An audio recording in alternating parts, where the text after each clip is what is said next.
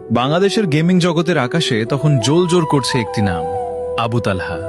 তার gaming with তালহা চ্যানেলটি ছিল লাখ লাখ তরুণের আড্ডাস্থল। শুধু গেম খেলা নয়, তার অদম্য এনার্জি আর মজার কথাবার্তা মানুষকে মুগ্ধ করে রাখত। একসময় তার চ্যানেলে গেলেই দেখা যেত সেই চিরচেনা মজার মজার গেম প্লে, যা দেখে হাজার হাজার দর্শক হেসে কুটিপাটি হতো। গেমের সিরিয়াস মুহূর্তগুলোকেও তিনি নিজের রসবোধ দিয়ে আনন্দদায়ক করে তুলতেন। ফ্রি ফায়ারের দুনিয়ায় তিনি ছিলেন একজন রাজ্যহীন রাজা, যার সংগ্রহে ছিল হাজার ও ভালোবাসার মানুষ। কিন্তু রাজপ্রাসাদের ভেতরে যখন ঘুণ ধরতে শুরু করলো, তখন তালহা আর চুপ থাকতে পারলেন না। গেমের ভেতরে যখন হ্যাকারদের উপদ্রব মাত্রা ছাড়িয়ে গেল, সাধারণ প্লেয়াররা যখন তাদের অত্যাচারে অতিষ্ঠ, তালহা তখন তাদের প্রতিনিধি হয়ে রুখে দাঁড়ালেন। তিনি শুধু নিজের ভিউ বা সাবস্ক্রাইবার নিয়ে ভাবতেন না, ভাবতেন পুরো গেমিং কমিউনিটির ভবিষ্যৎ নিয়ে।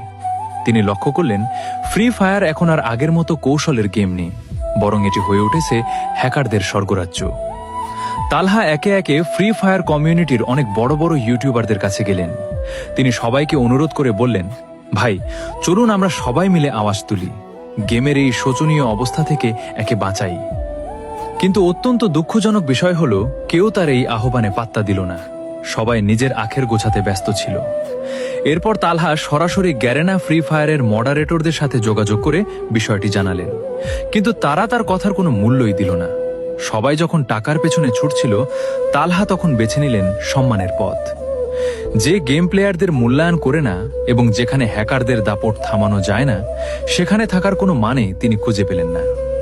কোটি টাকার আইডি এবং জনপ্রিয়তার তুঙ্গে থাকা অবস্থায় তিনি এক সাহসী সিদ্ধান্ত নিলেন। 27 ডিসেম্বর 2025 এক ভিডিওর মাধ্যমে তিনি ঘোষণা দিলেন, তিনি আর ফ্রি ফায়ার খেলবেন না। এটি ছিল পুরো গেমিং কমিউনিটির জন্য একটি বিশাল ধাক্কা। যেখানে মানুষ একটি ভি ব্যাজের জন্য যে কোনো কিছু করতে পারে, সেখানে তালহা তার নিজের আদর্শের জন্য প্রিয় গেমটাই ছেড়ে দিলেন। বর্তমানে তালহা আর ফ্রি ফায়ার খেলেন না ঠিকই, কিন্তু তিনি তার দর্শকদের ছেড়ে যাননি।